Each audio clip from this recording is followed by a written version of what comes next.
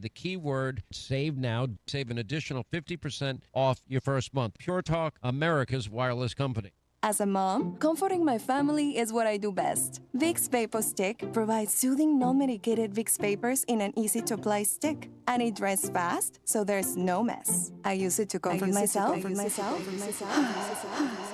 family. Thanks, Mom. Vicks VapoStick. Soothing comfort for the whole family. And when you need more comfort for yourself, try Vicks Vapor Shower Max for steamy Vicks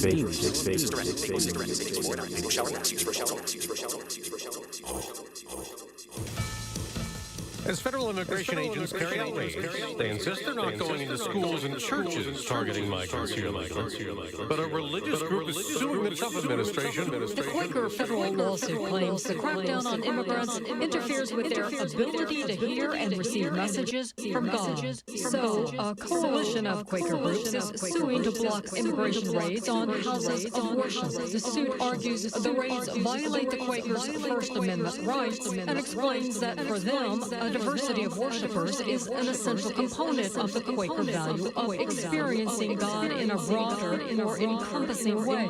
This appears to be the first such lawsuit filed by a religious group. Harmon Roberts, Fox News. Why is a big question. In Elkhart, Indiana, the morning after a gunman went inside a Martin's supermarket, then shot and killed two people, and injured two responding police officers who ended up killing that gunman outside the grocery store. It is back to school this week for kids traumatized last week by a deadly shooting in Nashville, Tennessee. Students and staff at Antioch High School return with a priority this week: emotional well-being and mental health support and community-building activities amid heightened security after a student opened fire last week, killing a classmate and himself.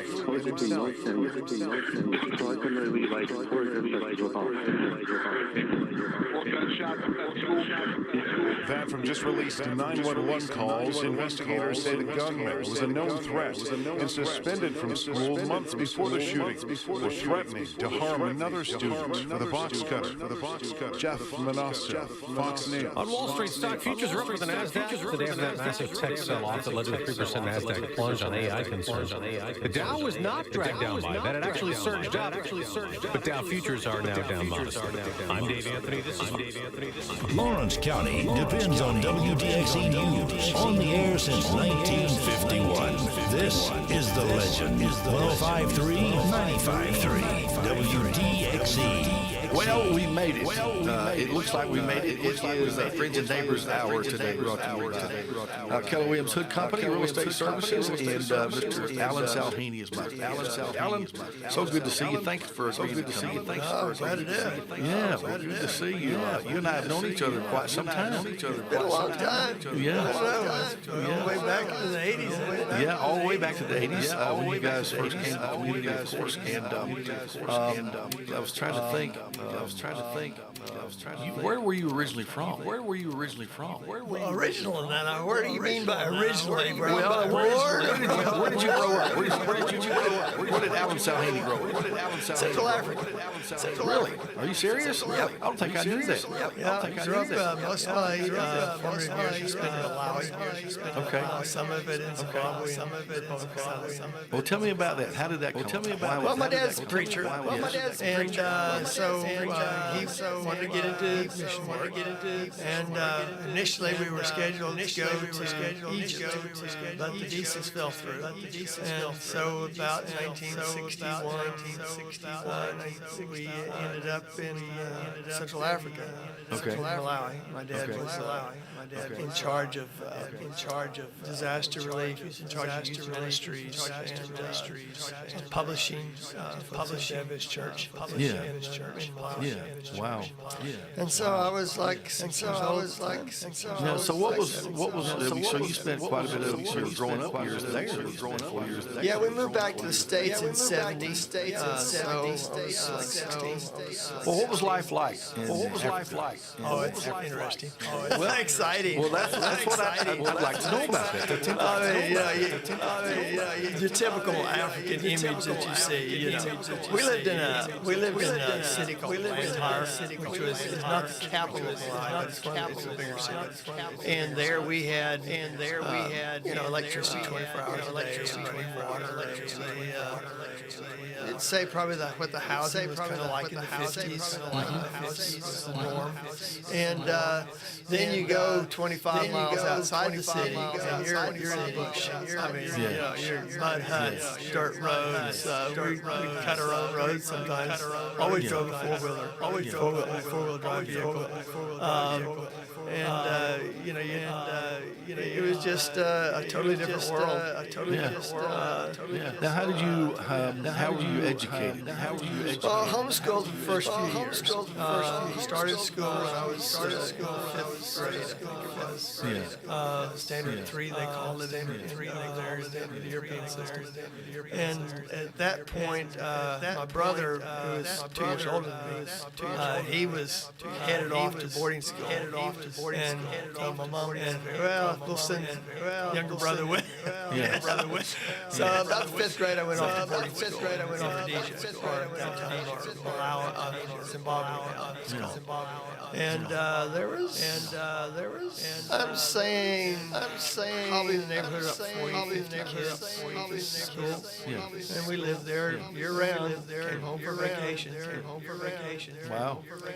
It's a different life than what we're kind of used to around here. Yeah, it's more patterned after the British way of doing things. Because all those countries were British colonies. Right. And we lived through the revolutions, where they got their independence back and so forth. Interesting. So what caused the move to come back to the States? My brother was entering college. And he finished high school, matriculated, as they call it. And so I was a junior. So I was going into my junior year in high school. And my mom and dad wanted him to do college here in the States. I think there was probably some background thinking there that he'd find an American bride instead of an African bride. But we were, everything was very segregated. There's history. There's history. There's separation. And so we weren't going to school with Africans. But we associated with them. We associated with them. Ate their food. Went trekking through the bush with them. I never worried about animals. I mean, growing up there, we didn't think about the fact there might be a lion or a cobra or a leopard or something. We just take off. It was part of normal life. Part of normal life. That's what they're used to. So we came back to the States about 1970. Where did y'all first come back to the States? When we first came back to the States,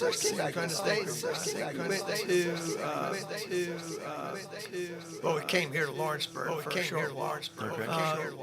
And then we moved to Florida, in the Orlando area. I went to school in Your father and mother, did they grow up here locally, or where were they from? Oh, our family history in Lawrence County goes all back to 1911. Okay, so they were somewhere local. My great-grandfather, I think it was Indiana, 1911, and started a farm out in Flatwood. And then started a little clinic and a little school. And so my mom, my grandparents grew up here. And my dad was all over as a pastor. Right. And so Lawrenceburg's always been the anchor. Always been our anchor. Always come back to Lawrenceburg. So when I had opportunity, to move back to Lawrenceburg, my grandparents were here. So we moved back here to look after them. Ever since. Very good. So you began to become a young man, an adult. So how did life take off for Allie? Well, let's see. Graduated high school, and then I spent a year doing ministry work, kind of following my dad's footsteps. And then after a year doing mission work around Florida mainly, up North Florida, Tallahassee area. Moved to, went to start college, went to Southern Chattanooga, and Southern Adventist University. And at that particular point in time, I had a girlfriend who was from Michigan. Who was going to school in Washington, D.C. And so after my first year, my mom and dad at that point had moved from Florida to New York. And so I said, well, I'm going to go to school in Washington. My girlfriend, Washington, kind of halfway in between. And when I got there, she dumped me. That's a real story. Kind of messed up the plan. Yeah, well, it was all in God's plan because I was 2 weeks later, I started dating my wife. Very good. I was going to ask you, how did you guys meet? Well, and your wife's name, my first girlfriend dumped me. Your wife's name is Suzanne. Yeah, we call her Suzanne. And so anyway, she dumped me. So I'm like, no, this is no fun. Here I move all the way to city from Central Florida, and I gotta find somebody. Rub shoulders with, you know. And so I met these two girls. In the lobby of the boys' dormitory. We had a recreational area. It was in the basement of the men's. Now, what school was this? This is Washington Adventist University. Still an Adventist University. And so the recreation room was in the basement, and we had big tables and TV, all the good stuff. And I'd been passing through the lobby, and these couple girls to get your ping pong paddles, get your whatever you wanted to use, you had to turn your student ID, right, to get the equipment. And of course, you got your ID back when you brought your equipment back. Right. And so anyway, I was passing through the lobby, and these two girls were standing there, and they were trying to negotiate getting ping pong paddles, but they didn't have their student ID. So I said, well, here, use mine. And so that's where I initially met Suzanne and Jeanette. And so later on, at that time, I was still my first girlfriend. So I wasn't thinking anything of it. Kind student, I guess. Yeah. And so anyway, after I broke up, I was thinking about those two girls. And so I thought, well, I'm gonna ask whichever one I meet first. And turned out that Susan was the one that I met first. God's providence. Yeah, cafeteria line. There you go. Cafeteria be in front of me. Very good. Now she was studying. Now what did you study nursing? Yeah, so you were studying what? Theology. Theology. Interesting. I'm vaguely familiar with some of the Seventh-day Adventists. We'll have to get into that a lot. But you guys have had a presence here.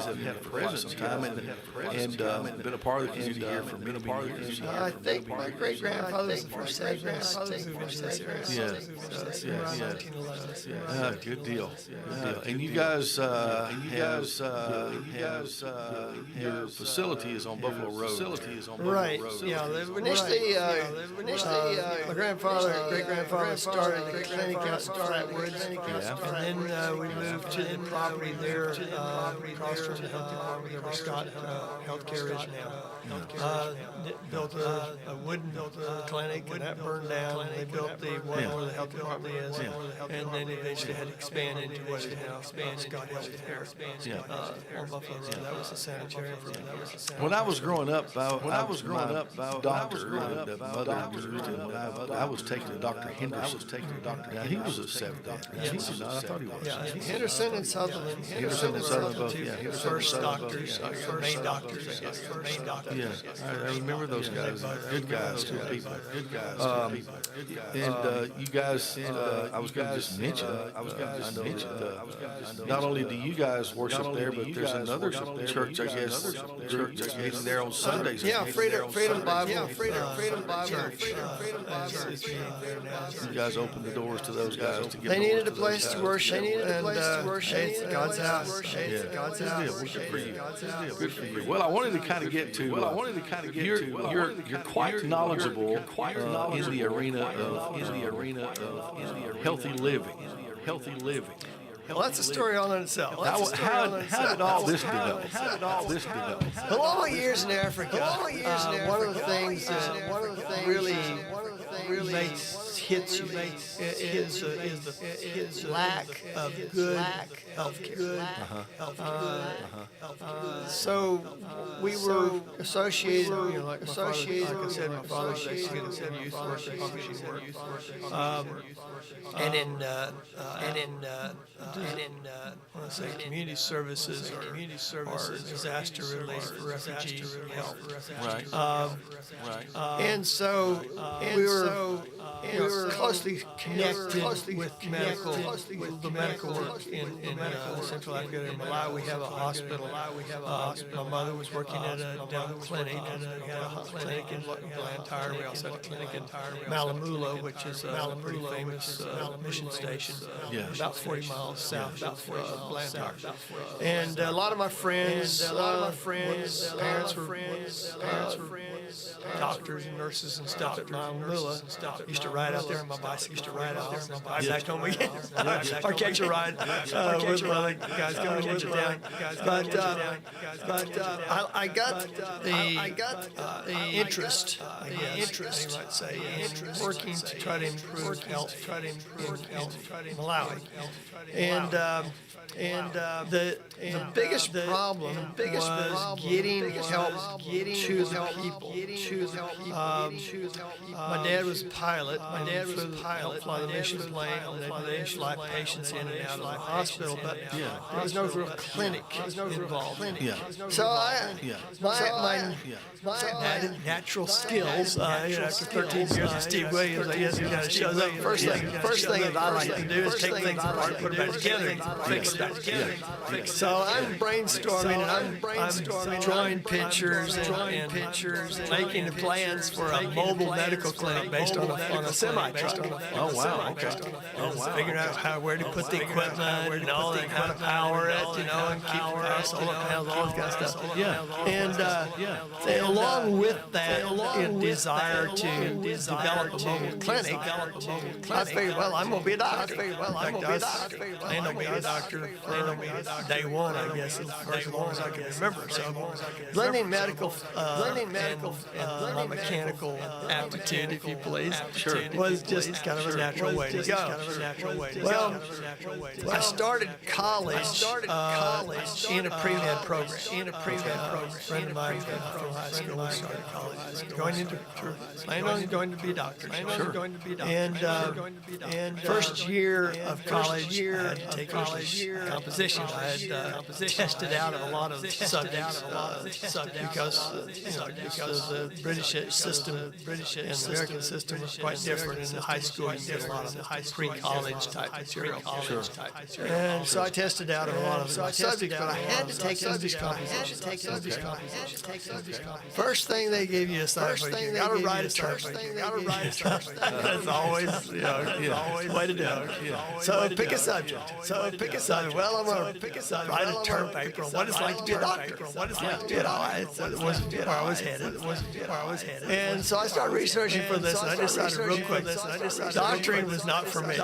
So your research to be a doctor turned you against it. Mainly because of the hours and the lifestyle that they have to put up with.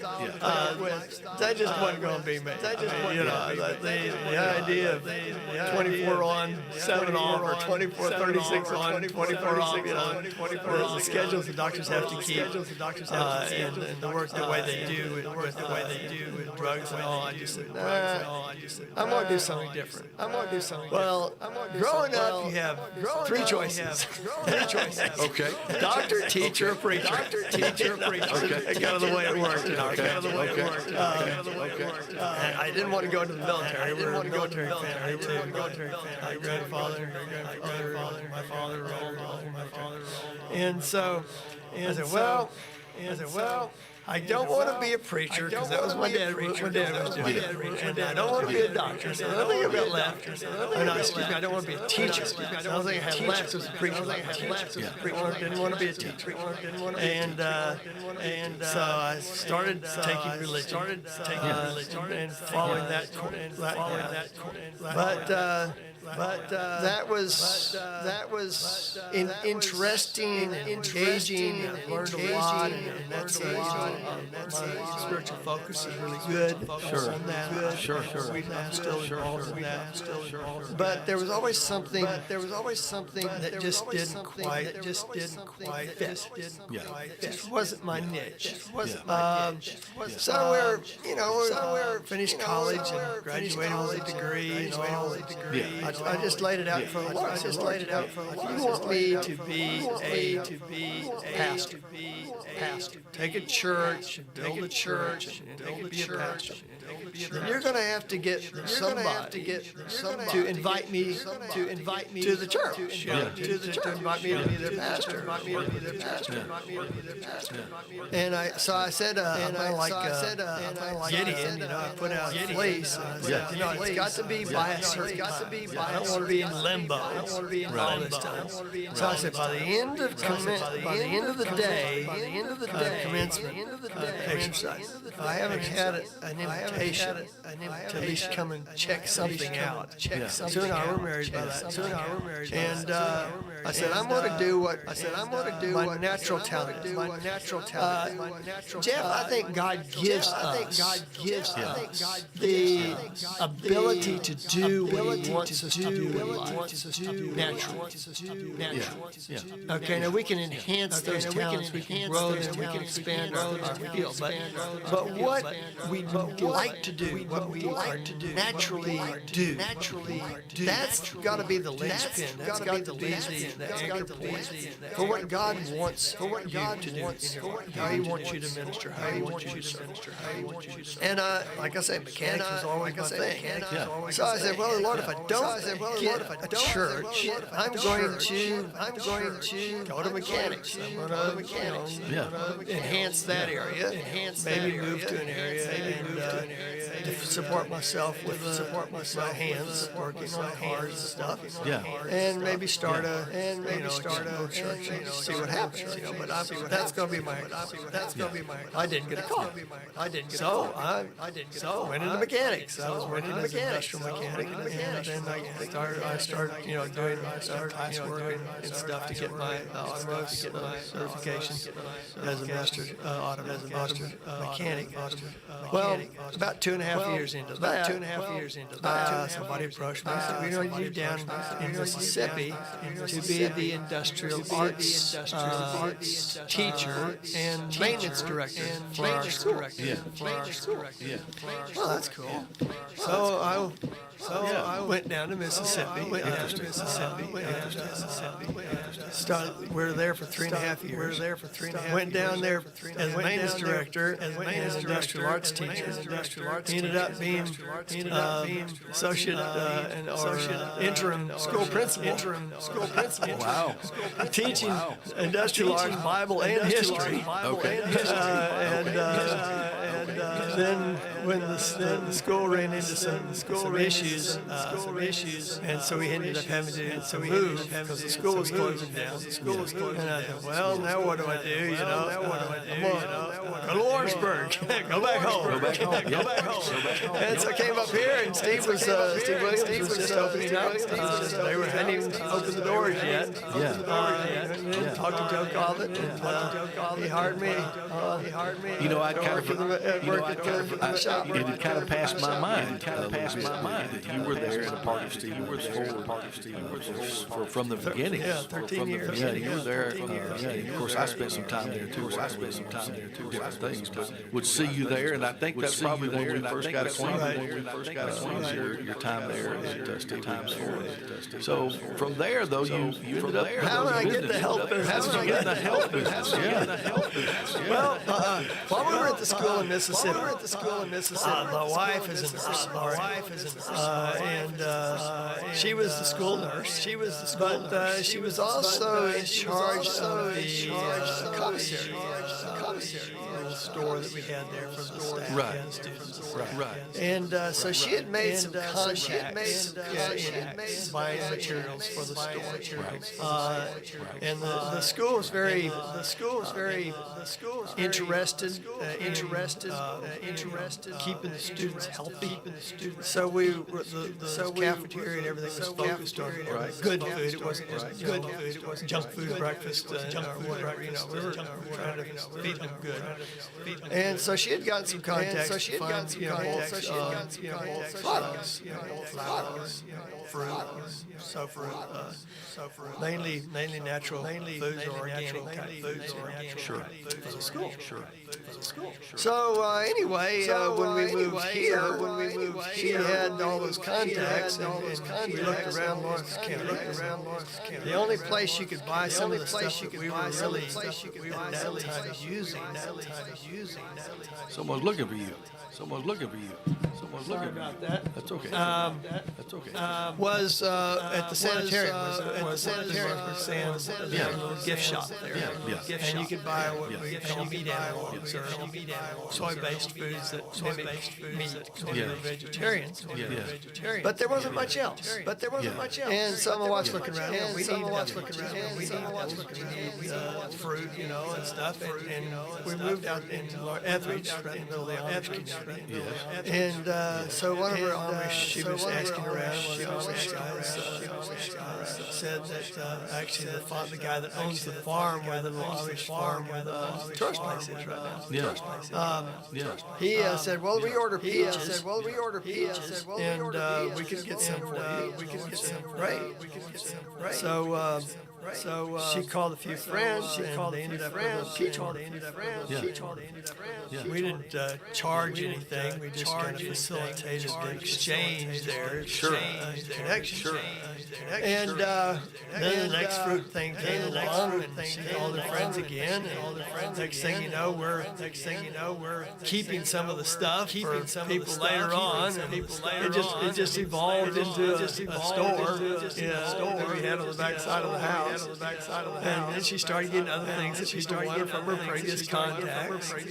And then we started carrying vitamins. Ended up building a little. We had a back porch was our store. And we outgrew that and built an addition to the house for the store. And then the insurance company along and said, "Well, your whole place is commercial. You got to pay commercial insurance on it." And I said, "No, that ain't happening." So we built a little building outside.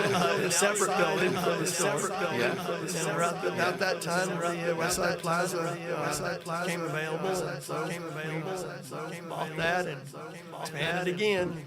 So it's just been a growth process over the years. Interesting. How long has that store been open? Westside's been open since '93. It's grown to quite a store, to quite a clientele. Developing that. The county's been real good to us. We're very grateful. And we have a steady stream of folks that are interested in just being more healthy. My background in studying, thinking about medicine, my wife's RN, training.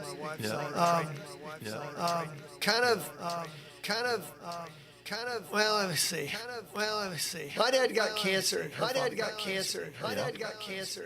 And working through the allopathic system of cancer treatment, cancer therapy, and radiation, kind of made us think, is there a better way? And so that started opening the doors more to our personal life, thinking about alternative or complementary ways of dealing with real ways. And with her training and with her interest in anatomy and interest in how do things work and how do you fix them. I mean, that applies not only to fixing cars and fixing machinery, it also applies to your body. So I see the body more as not exactly as a machine, not exactly in that sphere. In school, I took biology, I took physics, I took chemistry, and so all these science courses, anatomy, physiology, you take these courses and so you start to learn how the body functions and how it works. And that was always intriguing. And so that just kind of was a natural fit with the health food side of it was to get your vitamins and minerals. How the body works. So you had a natural acumen, right? Just had an interest of it. It just kind of slipped in there naturally. Of course, I've listened to you over the years. On radio talking about different particular health issues, body functions, all those kind of things. And I get overwhelmed with it. There's just too much to know. There's just too much to know. And so I give up on it. And so that, and I think maybe a lot of people fall in that category. I'm overwhelmed with all this information. That's a problem I've got. So I like to explain things. But it all started. Came about or continued. I mean, that's just the way I am. I guess. How do things work? How to fix things work? And it was that way with Steve Wade with cars too. To bring the car in and what's going on with it. Well, do they really want to know what's going on with it, or do they just want it fixed? Most times we just want it fixed. And so I'd have to bridle my tongue most of the time. But there were times when the customer would why? What's really going on? And I always felt like it would be. They would be more comfortable. With understanding the repair that we were doing. If they understood why we were doing it. And I just say, well, you need to start. Why do I need to start? Why do I need to start? Or how do I know that you're telling me the truth about the fact that I need my starter replaced? And so explain a little bit of why and how things work. Just was just a natural for me. Sure. And it just comes the same with the body. So if you want an earful, but if you don't, just tell me.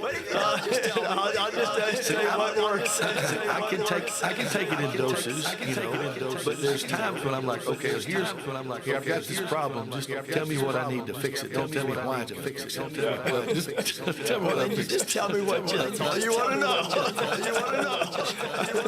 But for some, it's interesting to find out why this works and why it doesn't work. If you know why, you can prevent a lot.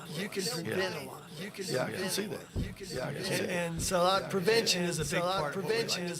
Education, prevention. You want folks to be healthy.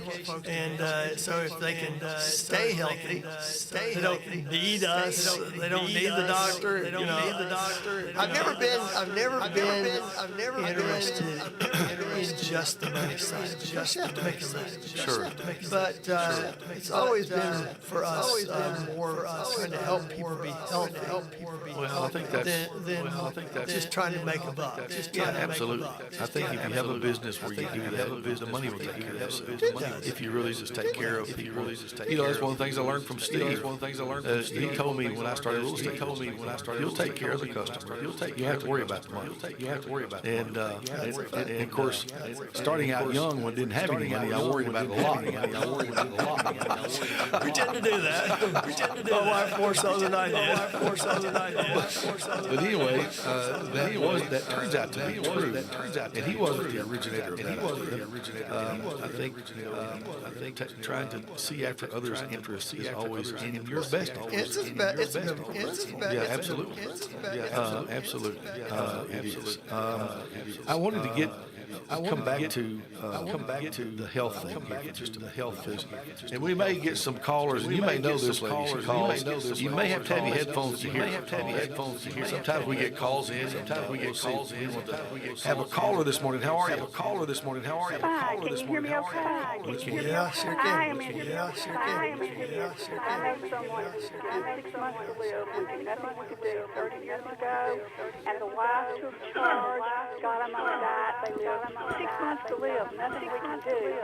And the wife told them, this is what we're doing, you do what you need to do. I think it gave them the motivation to do those things. This person lived almost 3 years and never had to go on disability. But my question, I've got a request now. I know him because I shop there.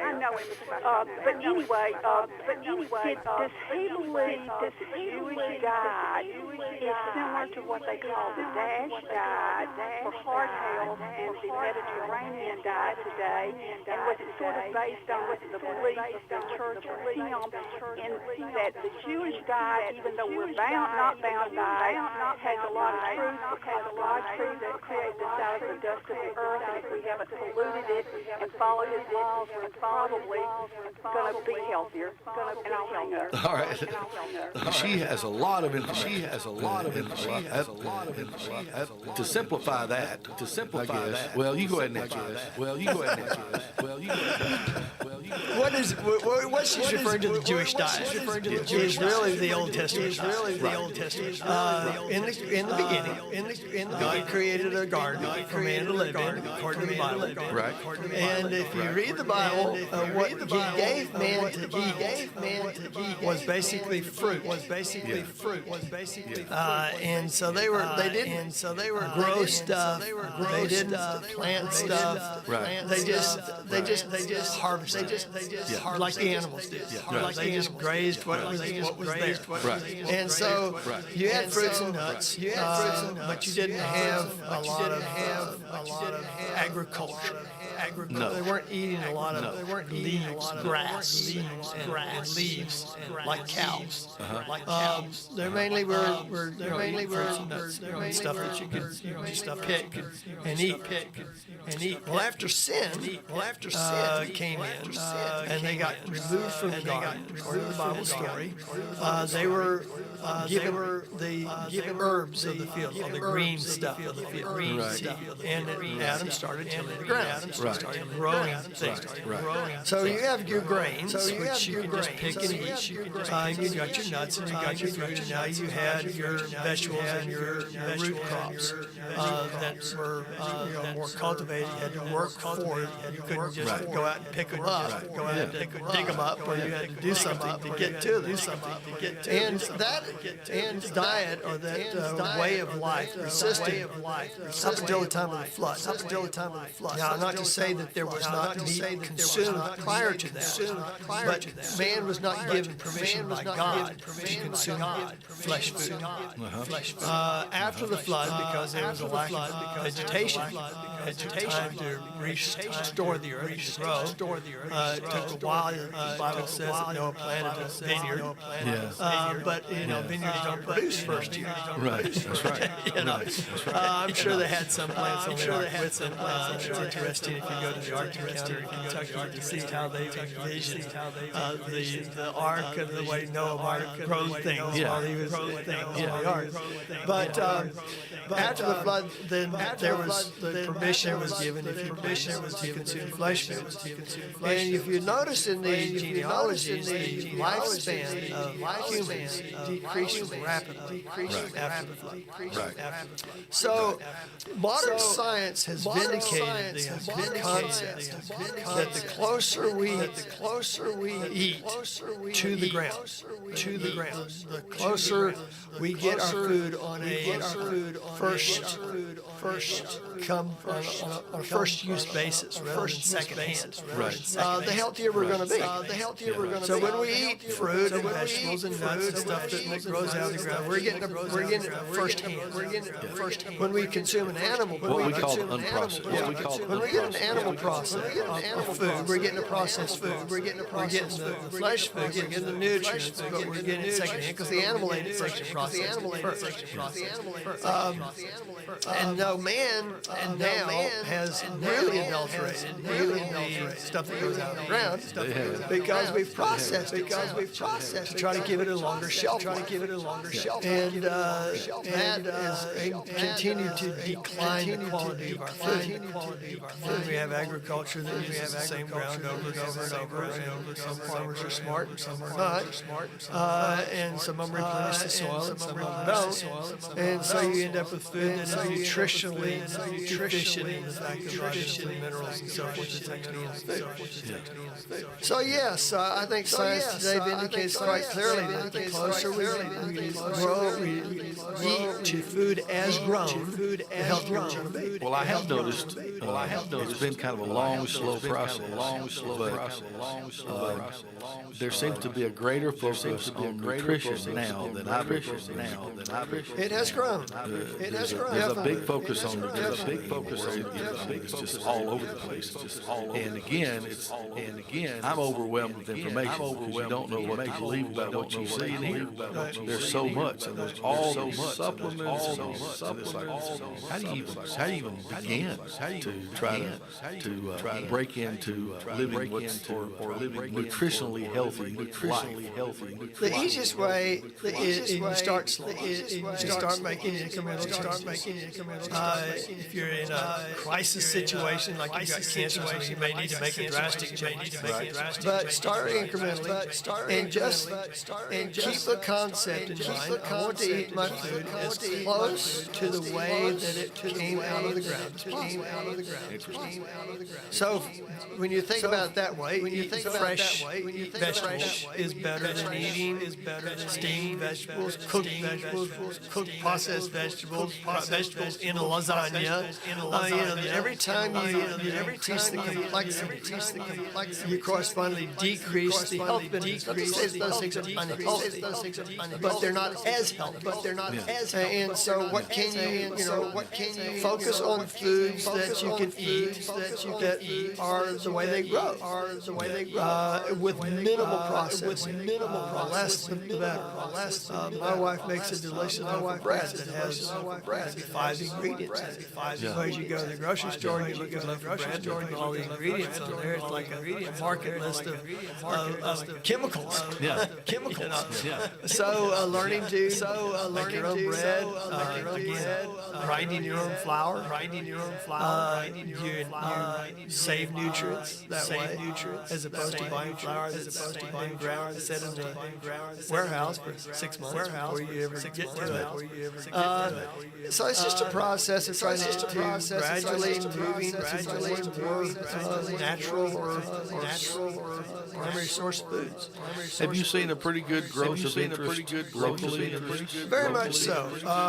When we started, there was very little health education in the county in relationship to that. That's one of the reasons why we want to focus on that is health education through the store. And I don't take credit for it. I think it's just an overall cultural thing. But definitely there's been a significant increase in interest in how to be healthy, stay healthy, get healthy,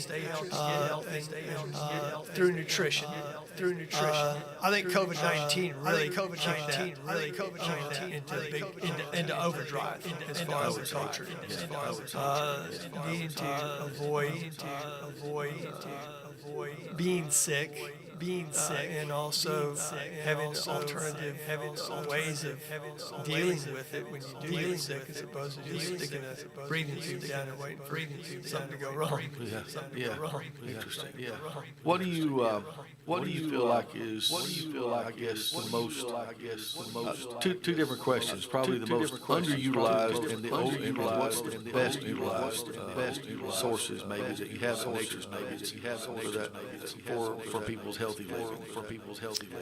Well, the best things obviously are the fresh vegetables, from the greenhouse. Right now we're focusing on greens, cool weather crops. But generally speaking, we have sweet potatoes, we have onions and garlic. Yeah. It's all kinds of vegetables. That's the first stage, the most valuable, if you please. But that's also when you can get that. A lot you can get that. Sure. And so it's not our primary focus because it's not something that it's unique, I guess you might say, to the store. Having some organically based foods, we have a lot of stuff is organic. Nuts is organic, and grains are organic. That enhances it as opposed to what you might buy in a regular grocery store. Because of the way it's grown. You're not using pesticides, you're not using added chemicals. And if to grow organically, you've got to look after your soil. You can't just grow it on the same piece of land over and over again without doing something to the ground, because the nutrition will decrease, and nutrition will become unhealthy, insects will get at you, and you can't use pesticides and herbicides. So the nutritional profile of an organic product is getting better. So that's probably the most important thing when it comes to health. Just eat food as grown. Now, in addition to that, because our ground is depleted, because the soil is not being looked after the way it should be, and because it's being poisoned by the overuse of pesticides and herbicides, this is where the supplemental area comes in. And certain illnesses, diseases, where you're not at ease, can give you some indication of where you may be deficient in a particular nutrient, a particular vitamin or mineral. So that can give you some ideas where to work if you understand how the body works and how it uses all of that. Probably the most important thing I would say is to get a good multi. Cover your basics. I call it nutritional insurance. If you get a multi that's primarily sourced on the whole food, not chemically constructed in the laboratory, your body's going to react to that better. Think of a lot. A lot of keys will fit in that lock.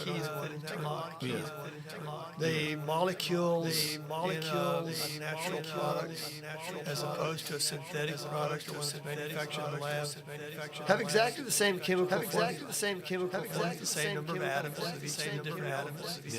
But the molecule itself forms differently. It's shaped differently. The bonding is different. Where you would have a single bond. Talking chemistry, right? Instead of a double bond, that makes a difference in the way your body can access the various atoms that compose that molecule.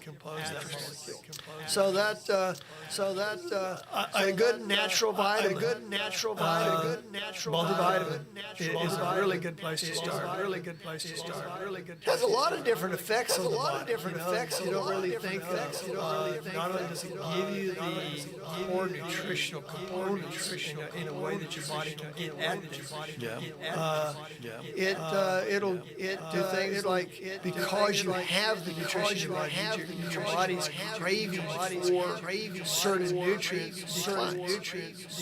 And that helps you control your appetite. Which helps you to not overeat. Which helps you to be more active, be more energy in your cells, so you become more active, because you feel more energetic. So the spin-off effects are very widespread, differentiated and dispersed across the whole spectrum of health. Yeah. We got somebody else who wants to ask. Make a comment. Good morning. How are you, buddy? Hey, y'all. I'm enjoying it, y'all. I've got a question I've always kind of wondered about. I know he lives in Amish country, and I've always wondered if the Amish people overall are more healthier people than our people. Yeah. I just wonder the way they grow their vegetables,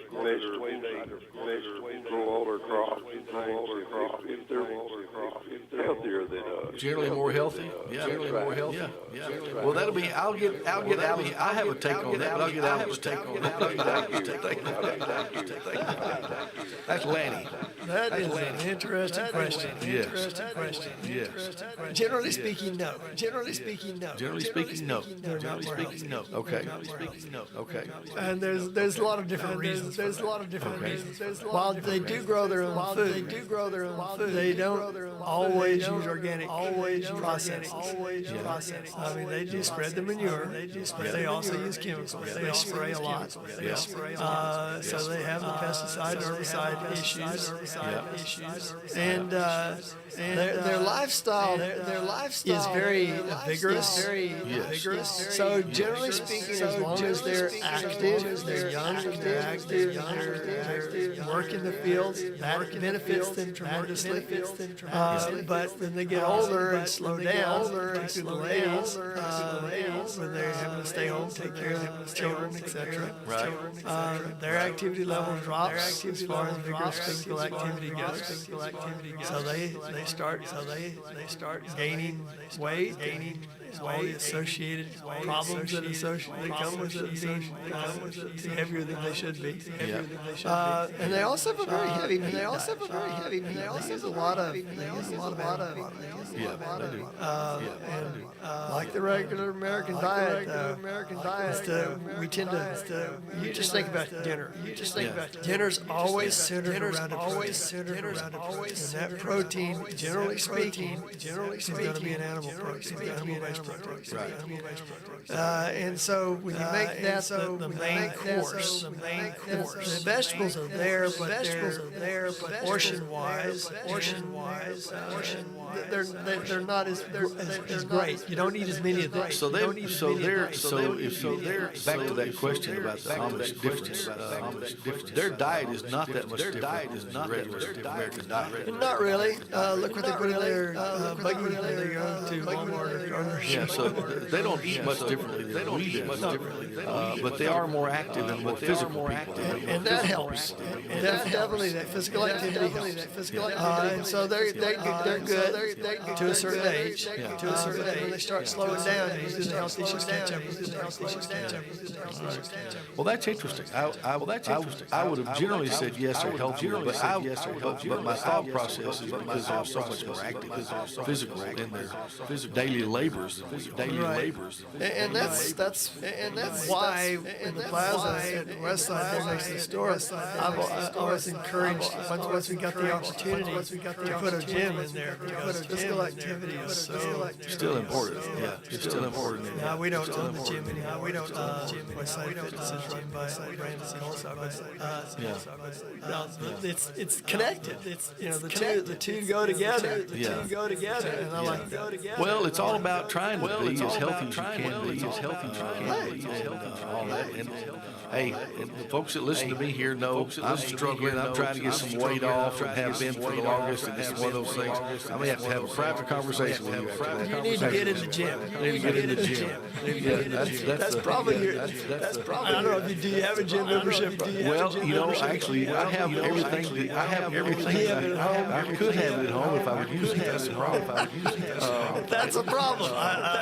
You got it. That's a problem. I seem to create problems this way, and obviously overeat just about any time. But we're working on it. I had a doctor tell me years ago, Dr. Agar Thresh, from Uchi Pines, who's been one of my mentors, a half an hour of exercise, a day, will compensate for about 2 hours of sleep, and will also compensate for a huge amount of calories that you eat. We just get more active. It's not just the calories you burn while you're exercising. It's the whole body process. It just enhances everything. The body utilizes what you and burns it off faster. Well, I know we could talk quite a bit more, but my guest today is Alan Salhini. Of course, Nature's Nuggets. Nature's the bigger name for all of us here out there at Westside. And you guys are open. Open Monday through Friday, 9 to 5:30, Monday through Thursday, until 4 o'clock on Friday. You open on Saturday? That's right. You're not open on Saturday. That's right. I forgot. Why you even asked that? I should have known. So Monday through Friday. The hours are when? The hours are when? 5:30. Monday through Thursday. 9 to 5:30. 4 o'clock on Friday.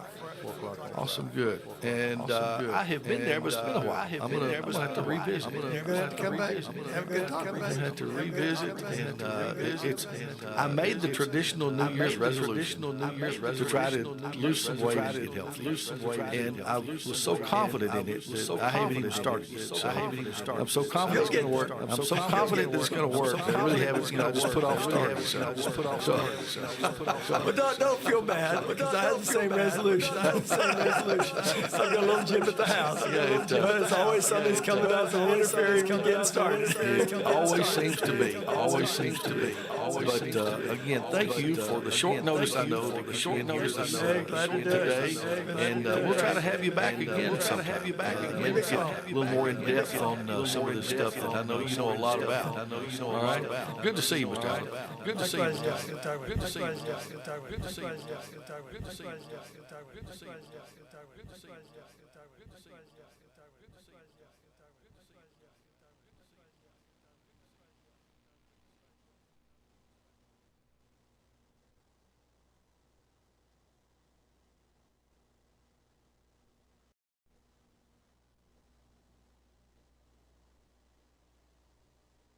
This is WDXE W287